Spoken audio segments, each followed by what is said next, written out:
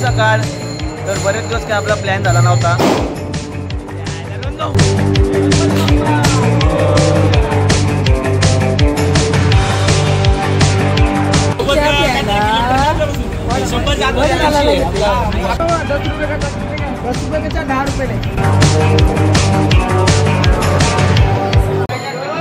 शिव सकाळ.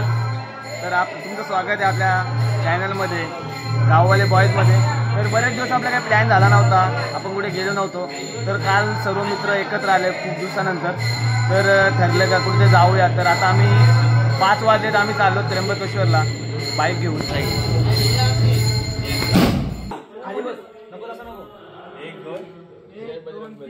गणपती बाप्पा. प्रमाणे आमच्या गाडीला कधी पेट्रोल नसतो, तर पहिले आम्ही आलो होता पेट्रोल टाकायला. आम्ही इथं थांबलाव. याच्या गाडीची हवा चेक केली, माझ्या गाडीची गेली, तिच्या पण गेली. ती बा आयला कशी आहे बा, आहे का नाही वाकले यो बाय. देवेंद्र भाऊंची आणि रोम भाऊंच्या गाडीला टायरची हवा मारून निघालो आम्ही. आता सुयोग भाऊचा नाही, याचा चालू होता फोटोचा सेशन चालू. तर इथून आम्ही निघणार पुन्हा एकदा. मुरबाडवरनं आम्ही नंतर शहापूरला आलो ना. शहापूरवरनं आम्ही आता मुंबई नाशिक हायवे पकडून आता आम्ही निघालो सरळ कासाराच्या दिशेने.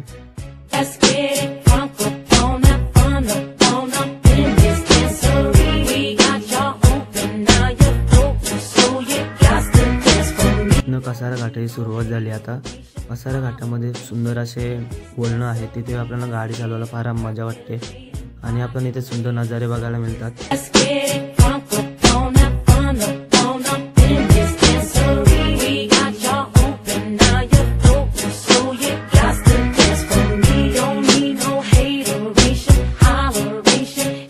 इथे टोल नाका क्रॉस केल्यानंतर आता आम्ही पुढे चाललो आहे. आता पुढे आम्ही नाश्ता करायला थांबणार आहोत सर्व. 10 रुपये का 10 रुपये ले.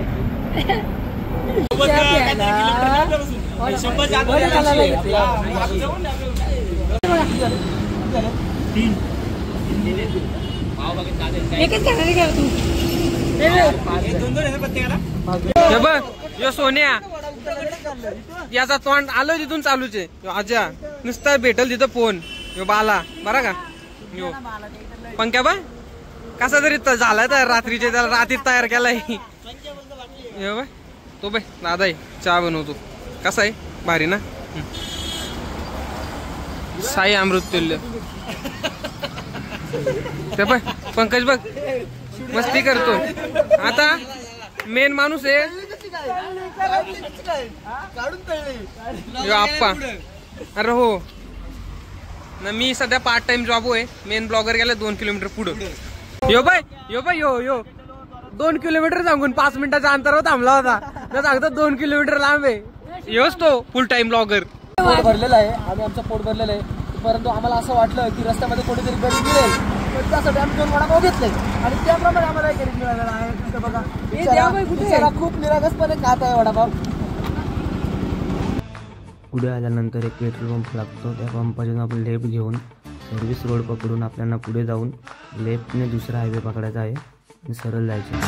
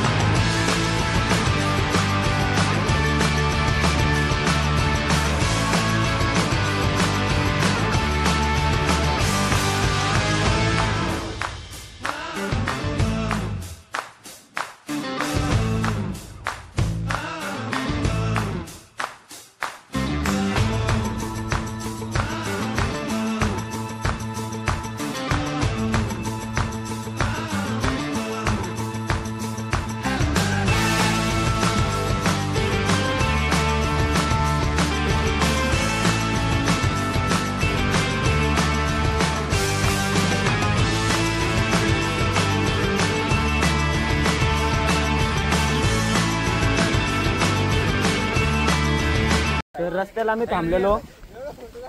देवाबाईला कपडा बदलत होतं. जो आलता चड्डीवर चालता वाटतंय, त्याने आता इथे कपडे बदललेत. आम्ही त्र्यंबकेश्वरला पोहोचलो आहोत. आम्ही 5:30ला निघलो होतो घरून. तर आम्हाला यायला फारच टाइम झाला. आता 10 वाजतील आता. पण आम्ही म्हणजे खूप थांबत आलो होतो. कोणी वडापाव खायला थांबत, कोणी फोटो काढायला थांबत, त्यामुळे आम्हाला टाईम झाला. तरी पण आमचे 4-5 तास गेले. बघूया आता पुढे. मागच्या साईडून आलो होतो. इथे मावशींचा हाराचं दुकान आहे आणि इथे त्यांचं चपलीचं स्टँड आहे. तर आम्ही आता चपली ठेवून आता आम्ही कुपन घेऊन आता निघलोत आम्ही दर्शनासाठी. आज काय जास्त गर्दी दिसत नाही आहे, रविवारचा दिवस असल्यामुळं.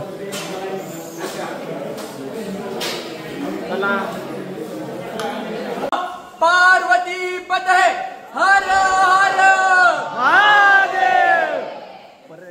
त्या टाइमला आम्ही भीमाशंकरला गेलो होतो, तेव्हा बालाला दाढी नव्हती.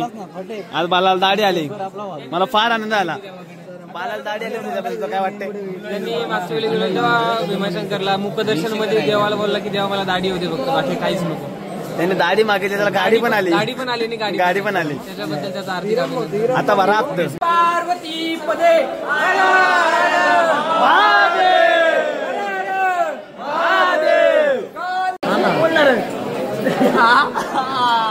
हा मुलगा म्हणत होता की दिवाळी आहे बोलतो. कसा बोलतो, रिस्क नको आणि पहाटे 5 वाजता उठून आमच्या घरी आलता चहा प्यायला फुकटचा. सगळे दर्शनला आल्यात, याचा काही नाच सुटायचा नाही, त्याच करेल.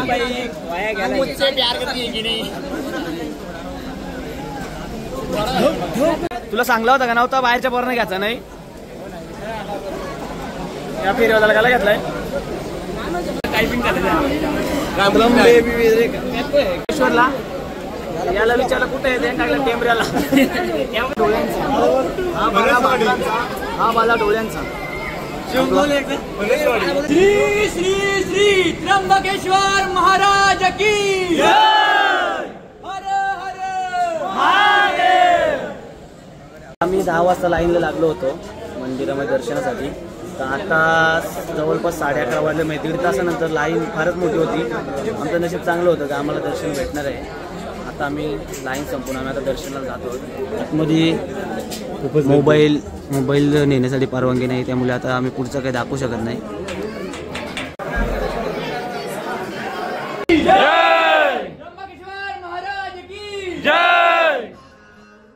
त्र्यंबकेश्वर मंदिर हे नाशिकजवळ ब्रह्मगिरी पर्वताच्या पायथ्याशी असलेले भगवान शंकराचे एक पवित्र ज्योतिर्लिंग आहे.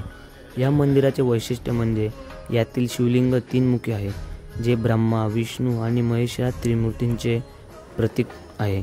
सध्याचे हे मंदिर पेशवे बाजीराव यांनी 1740 ते 1760 दरम्यान बांधले आहे आणि हे स्वयंभू मानले जाते. हे मंदिर गोदावरी नदीचे उगमस्थान देखील आहे. मंदिराचे वैशिष्ट्य सांगायला गेले तर हे 12 ज्योतिर्लिंगांपैकी एक आहे आणि येथील शिवलिंग 3 मुखी आहे. गोदावरी नदीचे उगमस्थान ब्रह्मगिरी पर्वतावर असल्याने या मंदिराला मोठे धार्मिक महत्त्व आहे. मंदिराचे धार्मिक महत्त्व सांगायला गेले तर येथे दररोज वैदिक परंपरेनुसार पूजा अर्चा केली जाते. सध्याचे मंदिर काळ्या दगडापासून बनवलेले आहे आणि याची रचना भव्य आहे आणि मंदिराच्या व्यवस्थापनाची जबाबदारी त्र्यंबकेश्वर देवस्थान.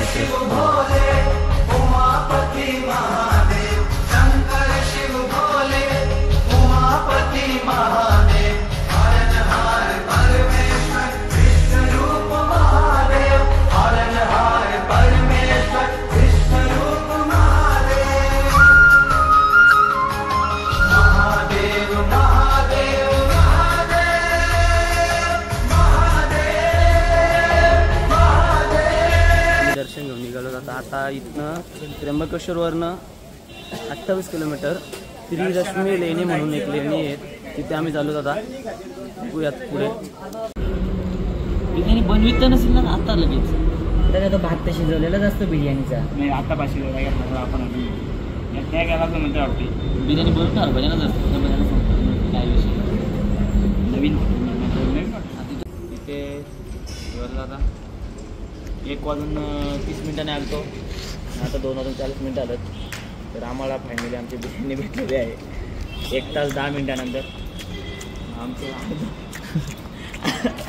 अर्ध गेलं. अर्ध कुठे गेलं आपलं? अर्ध तिथे 4 किलोमीटर पुढे गेलं. नॉनव्हेज हां इथेच गेलं का? इथून जायचं होतं. नाश्ता करून आम्ही निघालो. त्या गडबडीमध्ये आम्ही व्लॉग एंड करायचाच विसरलो. तर आता भेटूयात पुढच्या व्लॉगमध्ये.